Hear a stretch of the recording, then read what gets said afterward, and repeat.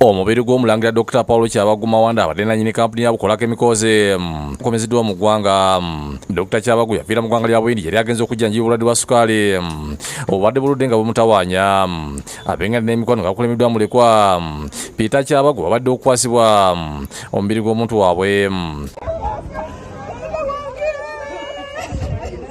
Kugezaawo entebe gibadde miranga nakwazira okuva mu Uganda z'omugenzi okulola omubiri gwe okutuusibwa.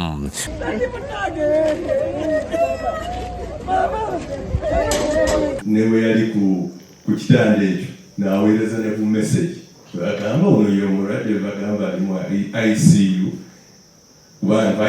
bayitulana bulwanyi mujjako se abantu bange balina okumanya ndi bulungi bayinza okutya naye twebaza abasawo abamukolako ababadde naye especially Dr. Sekasawo I don't think oba waali naye tumwebaza nnyo. Twebaza maama omuzaali